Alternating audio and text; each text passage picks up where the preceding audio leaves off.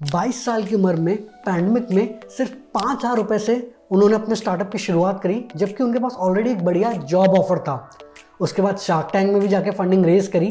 मैं बात कर रहा हूँ द स्टेट प्लेट के को फाउंडर मुस्कान की, और उनका हमने इंटरव्यू लिया है, जाना है उनका पूरा जर्नी, क्या उनको इनिशियल डेज में दिक्कतें आई, कैसे उन्होंने उसको ओवरकम किया, शार्क टैंक का एक्सपीरियंस क्या था, क्या लर्निंग्स थे, प्लस कैसे नॉन टेक बैकग्राउंड से होते हुए भी उन्होंने ई कॉमर्स स्टार्टअप शुरू किया है, सब डिटेल में डिस्कस किया है। तो नमस्कार दोस्तों, मेरा नाम है अर्जुन नायक, आप देख रहे हैं स्टार्टअप ज्ञान और जल्दी से इंटरव्यू शुरू करते हैं।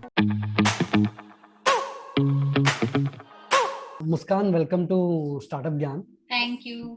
तो एक क्वेश्चन रहेगा कि जैसे कि आप काफ़ी बचपन से ब्रिलियंट स्टूडेंट रहे हैं, मतलब 10th में आपकी 10 CGPA आई, 12th में 98.5 आया, SRCC में आप गए और फिर अच्छी जॉब भी मिली।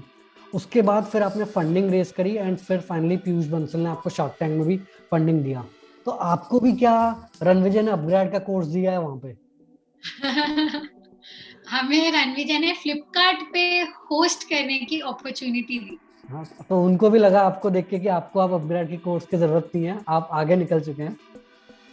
नहीं, रणविजय सबको ही मतलब जो 1 करोड़ की फंडिंग उठा रहे लोग, उसके बाद भी उन्हें अपग्रेड का कोर्स ही मिल रहा है।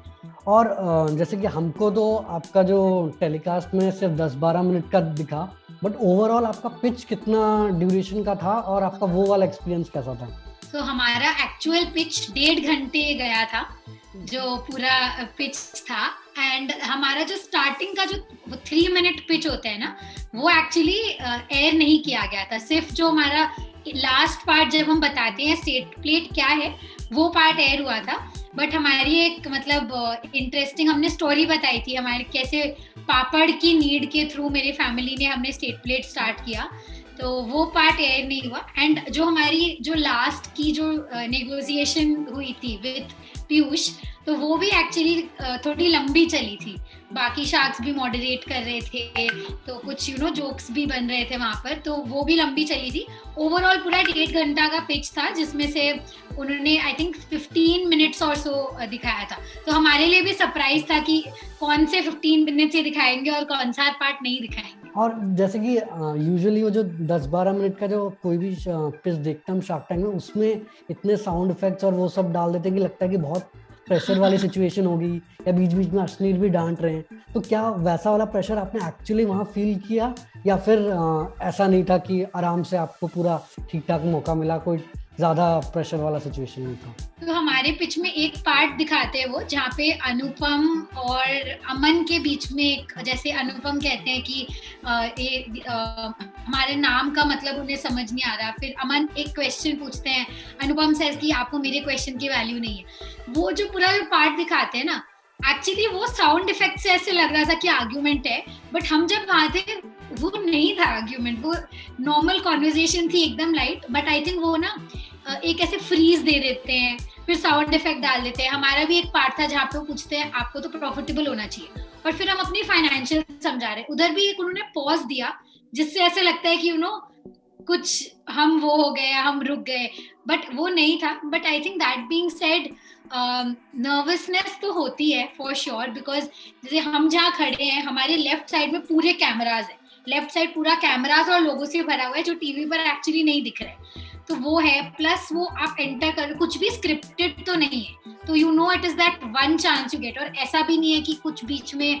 आपने गलत बोल दिया तो वो कट कर देंगे। इनफैक्ट मे बी अगर आप कुछ गलत बोला तो वो ज्यादा दिखाएंगे। तो you have to also be aware कि आप क्या बोल रहे हो, कैसे बोल रहे हो। एंड आपको पता है वो एक चांस है आपके पास, 1 घंटे का स्लॉट है, जिसमें it's all in all out. तो वो नर्वसनेस तो 100% रहती है। बट आई थिंक स्टार्टिंग के 2 मिनट बाद शार्क्स भी वो लोग भी जोक्स क्रैक कर रहे हैं, वो भी हमें कंफर्टेबल बना रहे थे। तो आई थिंक ओवरऑल वो ठीक है, मतलब 2-3 मिनट बाद we also started looking at it as एकदम नॉर्मल कॉन्वर्जेशन ही था बस। और एक चीज जो मुझे बहुत पसंद आई कि आपको जब वो ऑफर कर रहे थे पीयूष की 30 lakhs फॉर 3%, आपने तब भी अपना स्टैंड बना के रखा कि नहीं, हमें 40 lakhs ही चाहिए, जबकि यूजुअली हम पिचेस में देखते हैं कि कुछ कुछ एंटरप्रेन्योर्स अपने आप को अंडर सेल कर देते हैं और बाद में वो बैकग्राउंड में वो जैसे कुछ क्लिप प्ले करते हैं शार्क टैंक में, तो वो एंटरप्रेन्योर बोल रहे होता है कि और 5% कम में भी बोलते तो हम मान जाते। तो आपको फिर क्या आप ये डिसीजन बना के कहते कि नहीं यार कुछ भी हो जाए इस वैल्यूएशन के नीचे हमें जाना नहीं है, या फिर वहां पे उतना कॉन्फिडेंस कैसा है कि हो भी सकता है वो आउट बोल दें? आई थिंक तो पीयूष ने एक्चुअली पहले 20 lakhs फॉर 3% बोला था और हमने काउंटर करा 40 lakhs फॉर 3%, जिससे हमारी वैल्यूएशन 13 करोड़ पर आती है, जो हमारी जस्ट हमने रेस किया था एंटलर से 13 करोड़ की वैल्यूएशन पे। आई थिंक ये हम मन बनाकर भी गए थे कि 13 करोड़ से कम तो नहीं लेना, बिकॉज फिर क्या होता है लाइक बाहर आने के बाद एक वो मार्केट में इमेज बन जाता है कि हम ऐसा लाइक हम नेक्स्ट फ्यू राउंड में भी अंडर वैल्यू कर सकते हैं अपने आप को। तो वो हमारे लिए जरूरी चीज थी एज अ बिजनेस कि हमें अपने आप को अंडरसेल नहीं करना था। अगर एक वैल्यू पे हमने उठाया है तो वो रखना है, बट इवन तो हमने 2-3 महीने पहले उठाई थी, वी न्यू कि Piyush is a great asset, तो हमें पता था कि सेम राउंड पे आ जाए तो हमें कोई प्रॉब्लम नहीं है, बेटर वैल्यूएशन मिले तो और अच्छी चीज है। तो आई थिंक वो तो था, बट आई थिंक जब 4 शार्क्स आउट हो गए थे, फिर सिर्फ पीयूष बचे थे एंड उन्होंने बहुत बहुत हार्ड, इनफैक्ट जो एयर टीवी पर इतना दिखाया भी नहीं, बहुत लंबा नेगोशिएशन था वेयर पीयूष वाज लाइक कि नहीं मैं 30 से ऊपर तो नहीं जाऊंगा, और हम भी एकदम क्लियर थे। तो मतलब बाकी शार्क्स भी बोल रहे थे कि यार पीयूष ने बोल दिया ना वो नहीं जाएंगे, तो अब यू डिसाइड, हाँ बोलो या ना बोलो, खत्म, मतलब और आप नेगोशिएट मत करो। एंड पीयूष बाकी शार्क्स को बोल रहे कि रुक जाओ यार मैं बात कर रहा हूँ ना। तो फिर हम उधर एकदम हम मतलब सिर्फ पीयूष की तरफ देख रहे हैं, हम बाकी शार्क्स की तरफ देख ही नहीं रहे, हम बोल रहे 40 हमें दिख रहा था पीयूष भी इंटरेस्टेड थे, उनके वो समझ आता है थोड़ा बॉडी लैंग्वेज से, कुछ पिक्चर्स में हमें दिखता है कि शार्क एकदम ही हो जाता है कि चलो मैं आउट, बट पीयूष इन थे, मतलब वो सुन रहे थे। तो we were also at trying, last minute तक लगा हो सकता है डील हो ना हो, but I think that moment जब उन्होंने हाँ बोल दिया तो वो एक बहुत ही ऐसे मेमोरेबल मोमेंट हो गया फिर, एंड मतलब विन विन सिचुएशन हो गया एकदम। और एक क्वेश्चन ये भी है कि अब क्योंकि फंडिंग तो आपको मिल गई है, तो क्या अब पीयूष के साथ मीटिंग स्टार्ट हो गई है, या वो किस टाइप की हेल्प कर रहे हैं, जो आपका एक्सपेक्टेशन है वो आपको गाइडेंस दे रहे हैं कि नहीं, या एक्चुअल में फायदा क्या हो रहा है शार्क का अपार्ट फ्रॉम जो आपको पीआर मिला एंड पैसा मिला? सो आई थिंक हमारी पीयूष के साथ एक मीटिंग हुई है और एक और मीटिंग एक्चुअली कल ही है, और अपार्ट फ्रॉम दैट जो पीयूष के जो भी उनके खुद के इन्वेस्टमेंट्स है उनको हेड करते हैं, वो देयर इज अनदर पर्सन जो उनके इन्वेस्टमेंट्स को हेड करते हैं, तो उनसे भी हमारी फ्रीक्वेंटली बात होती रहती है। हमारे शूट के जस्ट आई थिंक 1 या 2 हफ्ते बाद उन्होंने हमसे डायरेक्टली कनेक्ट किया, तो जनरली बात वगैरह एक और बार वो लोग मॉडल वगैरह समझ लिए, हमें क्या हेल्प चाहिए उन्हें क्या हेल्प चाहिए, एंड जैसे पीयूष को भी टैंक में कुछ एप्रीहेंशन थे, तो वो सारी चीजें एकदम क्लियरली बात हो गई कि हमारा क्या है, आगे जाके क्या विजन है।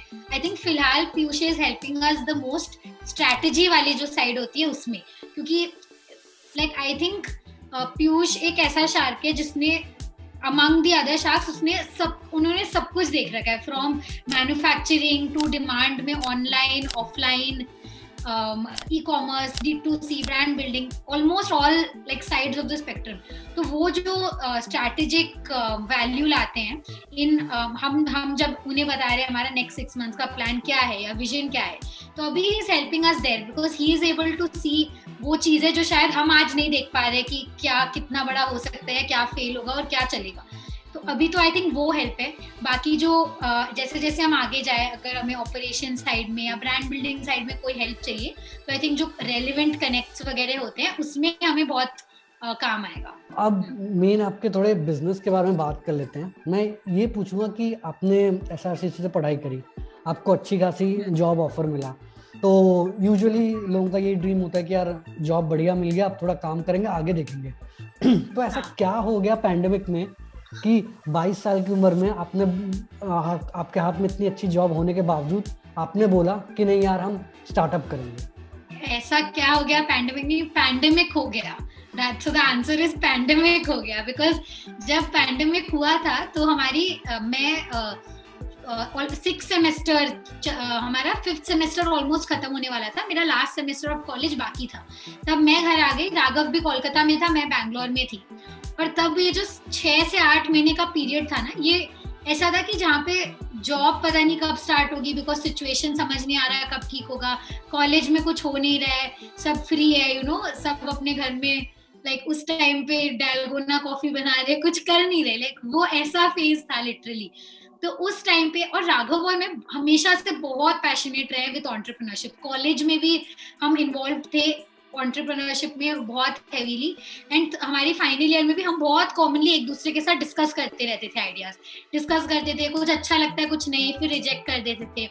तो this was one of those ideas I would say जो मई में हमें आया, जो मेरे घर पे ये प्रॉब्लम फेस हुई कि हमें अपने जो राजस्थानी फूड प्रोडक्ट्स होते हैं वो नहीं मिल रहे थे।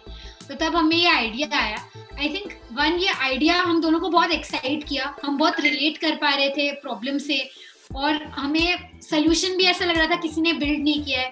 हम जैसे जैसे और लोगों से बात कर रहे थे और कन्विक्शन आ रहा था कि प्रॉब्लम भी रियल है, एंड इकोनॉमिक्स भी हमें सेंस बन रही थी। आई थिंक हम भी बहुत एक्साइटेड हो गए, प्लस वो फेज भी ऐसा था कि जॉब तो चलो पता नहीं 6-8 महीने बाद होगी, तो वी हैड दैट विंडो। तो हम बहुत लकी थे उस वे में कि वो एक विंडो थी जब हमने बोला कि चलो यार ओवर थिंक नहीं करते, इस बार स्टार्ट करते हैं, देखा जाएगा। वो हमारा थॉट प्रोसेस था। एंड उसके बाद आई थिंक एक बार आप स्टार्ट कर लो, आई थिंक एंटरप्रेन्योरशिप ऐसी चीज है, आप खुद का जब कुछ बिल्ड कर रहे हो, the joy it gives to see कि आपका कुछ खुद का आप बिल्ड कर रहे हो, कस्टमर लव भी आ रहा था, ग्रोथ भी आ रही थी। तो आई थिंक उसके बाद तो वो एक क्लैरिटी मिल गई थी कि अभी यही करना है। तो फिर हमने वो कॉल ले लिया कि अभी जॉब नहीं करना, अभी यही करना है। और इसमें आपका इनिशियल इन्वेस्टमेंट कितना लगा था ये बिजनेस शुरू करने के लिए? Initial investment I would say was just 5,000 rupees, ज्यादा हमने नहीं डाला था, बिकॉज हमें भी था कि हम भी फ्रेशर्स है, ऐसा नहीं है कि हमारा कुछ पहले की सेविंग्स है, हम अपने पेरेंट्स का पैसा यूज कर रहे होते हैं, एंड हमें ये नहीं था कि हमें उनका पैसा यूज करना है फॉर समथिंग जिसके लिए हम श्योर नहीं है कि कितना अच्छा चलेगा। तो हम नॉन टेक बैकग्राउंड से होके हमने खुद ही वेबसाइट बनाना सीखा, ट्यूटोरियल्स देख के, फोटोग्राफी खुद करी, मेरी बहन डिजाइनर है तो उससे थोड़ा डिजाइन में हेल्प लेके, सब चीजें in house, logistics, warehouse मेरा घर था तो घर पे सामान स्टॉक करते थे। तो हर चीज हमने बहुत ही लीन वे में करी first 3 months, just to test कि यार पोटेंशियल भी है या नहीं, एंड हमने स्पेंड जस्ट 5,000 स्पेंड किया था ऑल दोस 3 मंथ्स।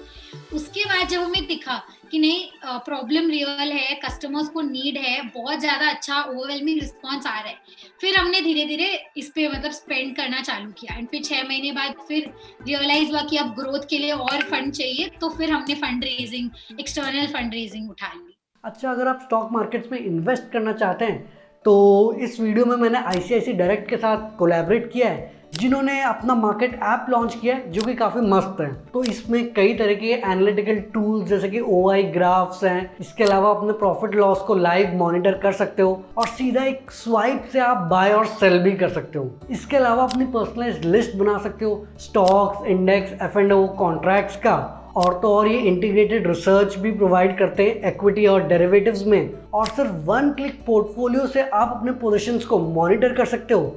इसके अलावा अपना कैश एक्सेस कर सकते हो 5 मिनट में ATM पे बेच के, कैशलेस ट्रेडिंग भी कर सकते हो अपने शेयर्स को मार्जिन पे रख के, और आप स्टॉक्स भी खरीद सकते हो जब आपके लो फंड्स होते हैं MTF का यूज करके। UI UX तो इनका बढ़िया है ही, लाइट मोड, डार्क मोड ये सब भी है, सिक्योरिटी का भी काफ़ी ध्यान रखा गया है, बायोमेट्रिक लॉगिन, फेस लॉगिन और एंड टू एंड एन्क्रिप्शन सब है। तो देर किस बात की, लिंक डिस्क्रिप्शन में है, लिंक पे क्लिक करके आप अपना ICICI डायरेक्ट का अकाउंट खोल सकते हो। और याद रखना, investments in securities market are subject to market risk, read all the related documents carefully before investing. तो इसमें मैं थोड़ा अर्ली डेज में आऊँगा कि आपने जैसे कि बोला कि आपको राजस्थान का लोकल पापड़ चाहिए था, वो नहीं मिल रहा था, तो यहाँ से आइडिया आया। अब आपने राघव क्या डिस्कस किया, दोनों ने डिसाइड किया कि हाँ यार हम लोकल डेलिकेसीज को ऑनलाइन बेचेंगे। तो क्वेश्चन आता है कि इसमें पहला स्टेप कैसे लिया कि हाँ बेचेंगे, तो उसके बाद आप कहाँ से पहली बात वेंडर्स के पास पैंडेमिक में कैसे उनसे मिले, फिर वो लॉजिस्टिक्स और वो शिपिंग, वो पहला जो पूरा प्रोसेस था वो कैसे सेट किया? क्योंकि बहुत सारे जैसे हमारी यूथ है उनको आइडिया आ जाता है, उसके वो पहले स्टेप में ही डर जाते हैं कि अरे यार ये सपना इतना बड़ा देख लिया, पहला स्टेप कहाँ से लेंगे हम। करेक्ट। और मैंने ये एक्चुअली बहुत कॉमन क्वेश्चन सुना भी है बहुत लोगों से कि वो आप डिसाइड कैसे करते हो अब ये करना है, अब ये करना है, जो चीज़ होती है। आई थिंक हमारे केस में था कि हमने वो हमने वो किया जिसमें हम कॉन्फिडेंट थे. फॉर एग्जाम्पल हमने फर्स्ट स्टेट राजस्थान से स्टार्ट करी, बिकॉज हमें पता था कि राजस्थान का फूड हम समझते हैं, जानते हैं, हमारी कॉन्टैक्ट्स भी थी राजस्थान में, रिलेटिव्स हो गए, सोर्सिंग, हम जानते थे कि हम कहाँ से प्रोडक्ट ला सकते हैं. तो we went with what we were little more confident in as the first step. एक तो वो चीज़ है. दूसरी ये कि जैसे मैंने कहा वेबसाइट, हमें पता था कि वेबसाइट तो जो प्लेटफॉर्म इटसेल्फ है वो तो ज़रूरी है, बननी पड़ेगी. तो वो हमने सीखा. फिर हमने स्क्रैच से वेबसाइट बनाना सीखा, वीडियोस देख के. वो थोड़ा फर्स्ट प्रोसेस थोड़ा लंबा था, बट अब हमें कोई वेबसाइट क्रिएट करना हो तो हमें बहुत सिंपल लगेगा. बट वो जो फर्स्ट स्टेप था, वी वर लाइक ये ज़रूरी है तो हमें सीखना है, तो हमने सीखा उस चीज़ को.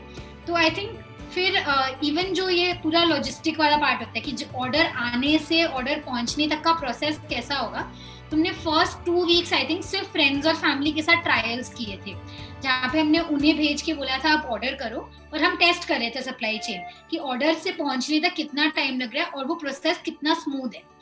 तो देन फिर हम देख रहे थे क्या इनएफिशिएंसीज है, क्या कैसे इसे बेटर कर सकते हैं.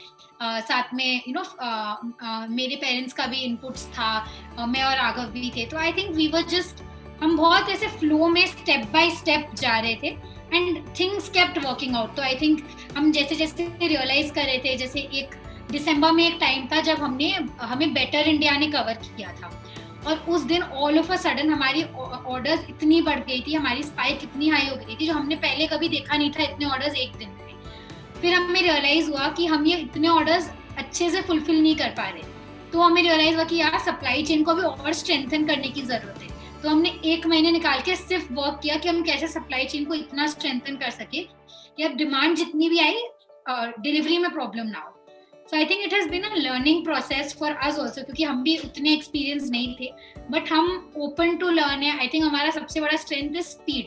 हम फटाफट लर्न करते हैं, अगर चल रहा है तो उस पर डबल डाउन करते हैं, और अगर नहीं चल रहा है तो we move on to something else. I think that has worked for us. और जैसे कि आई एम अज्यूमिंग कि लॉजिस्टिक्स के लिए आप थर्ड पार्टी सर्विस में भी शिपरॉकेट ये टाइप्स यूज़ करते होंगे, एंड तो वो सारी चीज़ें भी आपने यूट्यूब और इन सारी चीज़ों से सीखा या आपको कोई था गाइड करने के लिए? एक तो ये भी था कि हमने कॉलेज में, जैसे मैं बताया, हम एक सोसाइटी के पार्ट थे जो सोशल एंटरप्रेन्योरशिप प्रोजेक्ट्स लेती थी.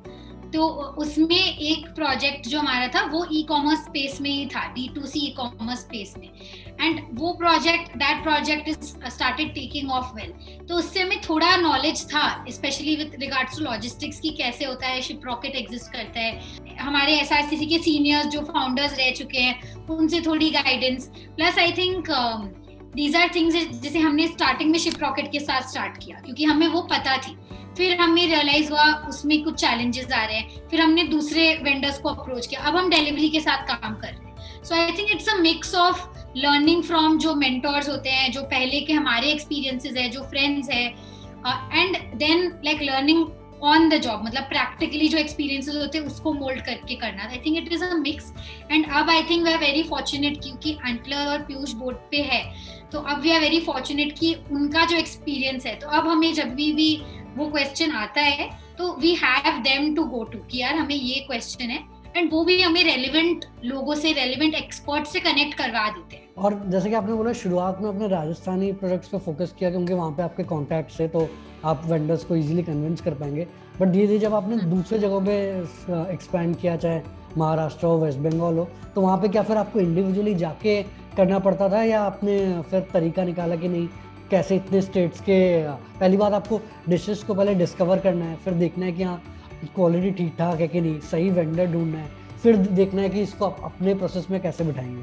तो इसका फिर आपने प्रोसेस बिल्ड किया है इंडिविजुअली एक एक करके ही किया आपने? नहीं, तो हमने सबसे इनिशियली जो हमने किया था बैंगलोर में, ऑलरेडी हमने कुछ ऐसे वेंडर्स को आइडेंटिफाई किया जो एग्जिस्ट करते हैं और उन्होंने मतलब उनकी थोड़ी नॉलेज, फॉर एग्जांपल कोई बंगाली है, अगर वो बहुत सालों से बैंगलोर में रह रहे हैं, लेट्स से 20 इयर्स से, तो उनको बहुत सेंस है बंगाल में सोर्सिंग क्या होती है. हमने ट्राई किया ऐसे वेंडर्स से टाई अप करें जिनको इस काम में पहले से नॉलेज है, आइडिया, या वो इस काम में ऑलरेडी है, उनसे हम डायरेक्टली अपनी प्रोक्योरमेंट लेते थे. तो हमें इंडिविजुअल प्रोडक्ट्स के लिए अलग सोर्सिंग भी नहीं करनी पड़ती थी और हमें उनका जो ऑलरेडी जो एक्सपर्टीज है वो हमें मिल जाता था. तो आई थिंक स्टार्टिंग में हमने ऐसे किया. तो फिर आई थिंक जैसे जैसे स्केल बढ़ा या वॉल्यूम बढ़ा, फिर वो सेंस बनता था from a cost benefit point of view कि हम एक्चुअली डायरेक्टली उस स्टेट से मैन्युफैक्चरर्स को आइडेंटिफाई करके उनसे प्रोक्योर करते हैं। तो वो अब जैसे बिकॉज इतने सारे स्टेट्स हो गए हैं, तो अब इट्स बिकम लाइक हमारे लिए फिक्स्ड एक असेंबली लाइन प्रोसेस बन गया। अब हमें पता है कोई भी नया स्टेट लाना है वो हमें इजी लगता है, बिकॉज हमें पता है कि एक कॉमन स्ट्रैटेजी होती है हाउ टू अप्रोच वेंडर्स, उनसे कैसे प्रोडक्ट्स लाना, क्या चेकलिस्ट होता है जो हमें देखना है प्रोडक्ट्स के लिए, सैम्पलिंग और क्वालिटी कंट्रोल प्रोसेस कैसी होनी चाहिए। तो अब वो सब चीजें स्टैब्लिश हो गई है, तो अब स्पीड भी बढ़ गया है और आसान भी हो गया है नए स्टेट्स और वेंडर्स को लाना। और एक क्वेश्चन ये आता है कि जैसे कि जो ई कॉमर्स बिजनेस है उस पर टेक का बहुत बड़ा रोल प्ले करता है, और आपने तो बताया कि ना आप ना आपके को फाउंडर टेक बैकग्राउंड से हैं, तो वो शुरुआत में करेज कैसा है कि नहीं यार कर लेंगे, मतलब आइडिया पता है और लोग बोल भी रहे हैं कि फीडबैक अच्छा है, बट मेन चीज ऑर्डर सब टेक्नोलॉजी के थ्रू ही, मतलब वेबसाइट इन सब के थ्रू होगा, तो कॉन्फिडेंस कैसा है कि नहीं यार हम दो मैनेज कर लेंगे? आई थिंक अभी जो नॉन टेक जो टूल्स या सॉफ्टवेयर बन गए हैं फॉर नॉन टेक लोगों को हेल्प करती है, वो जो इकोसिस्टम है ना वो बहुत मैच्योर हो गया है। जैसे आपको अगर ई कॉमर्स वेबसाइट बनानी है बट टेक नहीं आता, तो आपके लिए शॉपिफाई है। आपको अगर फॉर एग्जांपल हम अभी डिलीवरी के साथ काम करते हैं लॉजिस्टिक्स के लिए, तो डिलीवरी का जो डैशबोर्ड है वो कोई भी समझ सकता है, और डिलीवरी खुद इंटीग्रेट कर देता है शॉपिफाई के थ्रू, एपीआई के थ्रू, वो है। फिर अब जो बेसिक आई थिंक आज के दिन आई वुड से कि कोई भी अगर नॉन टेक इंसान है, that should not be a barrier for starting an e commerce company, at least initial time में। वेबसाइट बनाने से लेके लॉजिस्टिक्स, शिप करना एंड जो बेसिक यूआई यूएक्स होता है, दैट इज समथिंग जो डेफिनेटली हैंडल करी जा सकती है from a non tech background. कोई प्रॉब्लम नहीं, बिकॉज आई थिंक बहुत सारे ऐसे सॉफ्टवेयर आ गए जो आपको बहुत अच्छे वे में हेल्प कर देते हैं। नो कोड प्लेटफॉर्म्स आ गए हैं जो बहुत अच्छे से आपको हेल्प कर देते हैं इस चीज में। मे बी फ्यूचर में, जैसे अब हमें शायद टेक धीरे धीरे लगेगी, बट फ्यूचर में जब एक बार आप एक लेवल पर आ जाए, फिर आपको फंडिंग वगैरह भी मिल जाए, फिर आप इन हाउस टेक की टीम बिल्ड करके बना सकते हो। बट स्टार्टिंग में आई थिंक अब किसी के लिए भी वो एक डिटरेंट नहीं होना चाहिए कि मुझे टेक नहीं आता तो मैं नहीं स्टार्टअप करूंगी या करूंगा।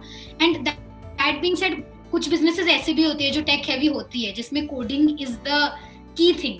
तो अगर वो केस है, then of course I think better यही है कि आप एक टेक को फाउंडर को आइडेंटिफाई करो एंड उनके साथ बिल्ड करो, या एक सीटीओ को अपॉइंट करके उनके साथ बिल्ड करो। बट अगर जिससे भी बिल्ड करना होता है ना, वो फिर ये सब चीजें फिगर आउट कर लेते हैं, फिर ये सब चीजें बैरियर्स नहीं होते। और अभी देखेंगे कि एंटरप्रेन्योरशिप की एक वेव आ गई है इंडिया में, और काफ़ी यंगस्टर्स भी अपने स्टार्टअप्स और कंपनीज खोल रहे हैं, बट फिर भी आप देखेंगे कि बहुत कम ही वुमेन एंटरप्रेन्योर्स हैं। तो इसके बहुत सारे रीजंस भी हो सकते हैं कि उनको मौका नहीं मिलता या कॉन्फिडेंस नहीं होता। तो उन वुमेन को आप क्या बोलेंगे कि जो आना चाहते हैं but due to some reason वो इस फील्ड में नहीं आ पा रहे? I think I agree with you. ये अभी भी हमारे कंट्री में स्पेशली एक बैरियर है। जितने भी लोग ये चाहे बोल दे कि अब तो सब सेम हो गया है, अब तो अपॉर्चुनिटीज इक्वल हो गए, ऐसा नहीं है। From the lowest level to the highest level, हर जगह पे अभी भी वुमेन को बहुत प्रॉब्लम्स फेस करने होते हैं वर्क प्लेस पे, and before taking a leadership या powerful position, even powerful women still face this issue to the day. मैंने पर्सनली लर्न किया है, you have to be a rebel. मतलब जैसे मैं रिबेलियस हूँ, मुझे पता है कि like you have to ignore the noise around you. जो लोग बोल रहे हैं ना कि अरे आपका तो how will you manage your family, या फिर what if you get married, ये सारे जो क्वेश्चंस होते हैं, you have to learn to ignore. आपको पता होना चाहिए। जैसे मैं पर्सनली मैं बहुत एम्बिशियस हूँ, मैं बहुत करियर ओरिएंटेड हूँ, और मुझे पता है वो एक बुरी चीज नहीं है। Like for women it is considered a bad thing to be so ambitious and career oriented.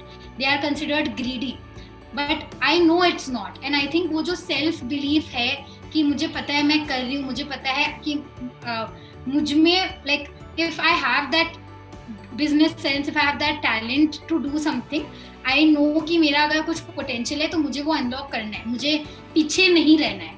तो आई थिंक वो जो लाइक सोच है, एंड आई थिंक वो धीरे धीरे आएगी लोगों में। और जब ऐसे रोल मॉडल्स होंगे, जैसे हमारे शार्क टैंक में आज जो विमेन शार्क्स है, तो वो बहुत जरूरी है, वो एक रिप्रेजेंटेशन होना, बिकॉज वो एक एग्जाम्पल सेट करते हैं लोगों के लिए कि यार ये कर रहे तो हम भी कर सकते हैं। लोग अभी डिनर टेबल पे बात कर सकते हैं कि देखो यू नो विनीता, गजल, नमिता ये लोग कर रहे हैं, तो हमारी बेटी क्यों नहीं कर सकती है। वो करेज आ जाता है लोगों को बात करने में। तो रिप्रेजेंटेशन बहुत इंपॉर्टेंट है, रोल मॉडल्स सेट करना बहुत इंपॉर्टेंट है, और अंदर से भी वो रिबेलियस होना या वो लाइक आगे बढ़ना and cutting out the noise जो होता है वो बहुत इंपॉर्टेंट है। एंड फिर I think you know there is no one stopping. बिल्कुल मुस्कान, तो आई होप कि स्टेट प्लेट और भी ज़्यादा स्टेट्स को कवर करे, और भी ज़्यादा बढ़े, एंड आपकी स्टोरी से होपफुली और भी जो बडिंग एंटरप्रेन्योर्स है, यंग एंटरप्रेन्योर्स है, वो मोटिवेट हो कि डजेंट मैटर कि आपकी एज क्या है, आपका जेंडर क्या है, टेक आता है कि नहीं, ये मैटर नहीं करता, आपके आइडिया में कितना दम है और आप कितना मेहनत करने के लिए तैयार हैं, वो दो मेन चीज़ हैं जो मैटर करता है। तो होपफुली आपके जो स्टोरी से, आपके लर्निंग से हमारे भी व्यूअर्स को काफ़ी ज़्यादा मोटिवेशन और इंस्पिरेशन मिलेगा। एंड स्टार्टअप ज्ञान की तरफ से ऑल द बेस्ट, और होपफुली आप जल्दी से आप भी एक यूनिकॉर्न बने। Let's hope for the best. Unicorn का पता नहीं, बट होपफुली बड़े बनते रहे, बस आगे बढ़ते रहे, बस यही है। Thank you so much, I think बहुत अच्छा था, बहुत मजा आया, एंड आई होप जो लिसनर्स हो उनमें भी कुछ थोड़ा मिल जाए कॉन्वर्सेशन से टेक अवे। तो दोस्तों ये था मुस्कान के साथ इंटरव्यू। आई होप आपको काफ़ी कुछ सीखने को मिला होगा और काफ़ी इंस्पिरेशन भी मिली होगी। तो इंटरव्यू पसंद आया तो भैया वीडियो को लाइक कर दो, अपने सारे दोस्तों के साथ व्हाट्सएप, फेसबुक, इंस्टाग्राम हर जगह शेयर कर दो। ICICI डायरेक्ट ऐप का भी लिंक डिस्क्रिप्शन में है, वो भी डाउनलोड कर लेना। और इसके अलावा ये भी कमेंट में बताना कि यार हम और कौन से एंटरप्रेन्योर्स का इंटरव्यू करें। आगे हम ऐसे स्टार्टअप, बिजनेस, मोटिवेशन और एंटरप्रेन्योरशिप से रिलेटेड बातें करेंगे। तो जल्दी मिलते एक नई और जानकारीपूर्ण वीडियो के साथ। धन्यवाद।